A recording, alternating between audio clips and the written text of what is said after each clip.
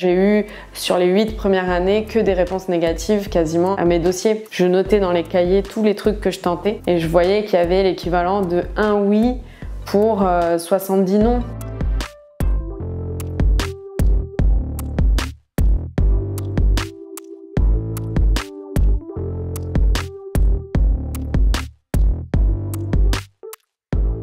Je voulais juste être marchande de bonbons pour pouvoir manger des bonbons entre deux clients. Sinon, j'ai voulu être clown et très vite, dès que j'ai été en primaire, je savais que je voulais être comédienne. Je venais de Toulouse et j'ai emménagé ici pour faire mes études de théâtre. Je voulais être comédienne, donc j'ai intégré une école et une fac de théâtre, mise en scène. L'école, j'y suis pas restée très très longtemps parce qu'il fallait que je job, c'était pas donné, et puis je vivais toute seule en résidence étudiante. J'étais téléopératrice dans un centre d'appel pour Vélib et j'étais hôtesse d'accueil dans des cafés, dans des bars. C'est extrêmement difficile d'arriver à Paris et de te dire que tu vas intégrer le milieu artistique, vivre de ton art, tout en sachant que tu n'as pas de parents ni de famille dans cette profession. Tu n'as aucun moyen d'être pistonné.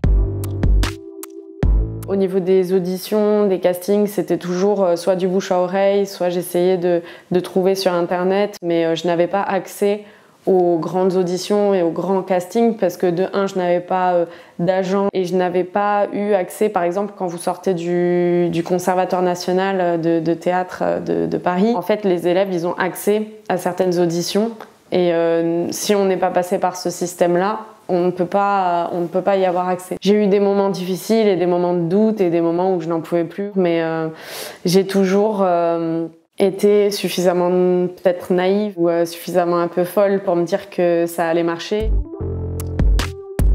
C'était en 2012. J'ai vu dans la rue une affiche à propos du Mashup Film Festival. Je vois qu'on peut apprendre à monter en ligne pour apprendre à faire un petit film, pour un concours. Et j'ai eu envie de me lancer dans cette aventure vraiment pour le fun. J'ai adoré monter, je m'y attendais pas du tout. C'est un petit film que j'ai fait comme ça de 3 minutes, je crois, qui s'appelle Mars ou Twix et que j'ai posté sur Internet pour le concours. J'ai commencé à avoir pas mal de gens qui m'ont contacté suite à cette vidéo. Ça m'a énormément encouragée.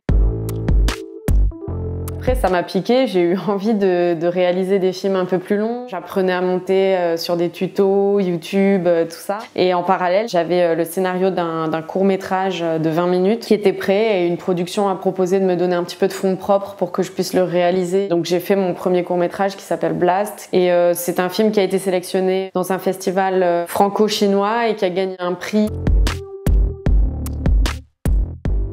Ace, qui est un projet qui est constitué d'un long métrage, une série et une installation artistique. C'est un projet qui parle entre autres de la galère de la jeunesse d'aujourd'hui, mais qui arrive à se débrouiller avec pas grand-chose. Et puis aussi, c'est un film qui parle de la famille, qui parle de la culpabilité au sein de la famille, comment est-ce qu'on s'affranchit ou non de notre famille pour écouter nos rêves ou pas.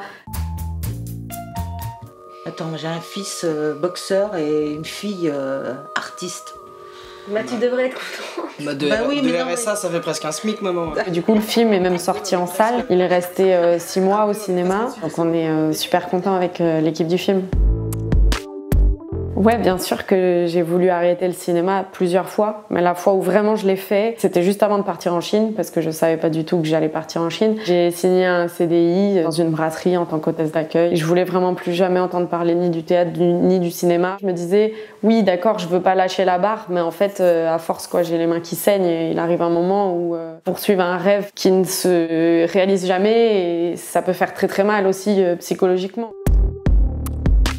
C'est d'avoir toujours envie de dire des choses. Pour moi, c'est vraiment vital, quoi. Faut s'accrocher. Moi, je savais que c'était vital et que si je faisais pas ça, j'allais potentiellement être assez malheureuse dans ma vie. Mais bon, j'aurais appris à être heureuse sans. Et puis, de toute façon, c'est pas acquis, hein. S'il faut, dans 4 ans, je pourrais plus faire de films, donc voilà.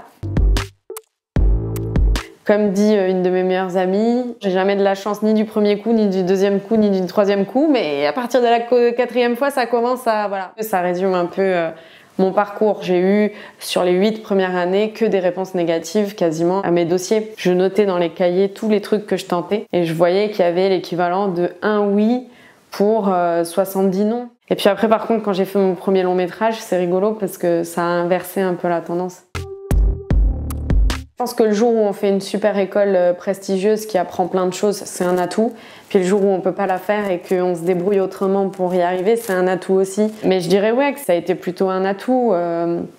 Déjà parce que je sais même pas comment on écrit vraiment un scénario et que je trouve ça plutôt cool d'arriver et de dire ouais j'ai envie de mettre cette idée et puis celle-là. Je pense que c'est ça l'art aussi, il n'y a pas de manière de faire. On fait pas un produit, on s'exprime quoi. À chaque fois que j'ai pas eu des entrées aux grandes écoles ou au conservatoire, que j'ai tenté plusieurs années d'affilée, que je pleurais, j'étais tellement déprimée, je me serais dit t'inquiète, au final tu vas être réalisatrice, pleure pas de pas être comédienne quoi.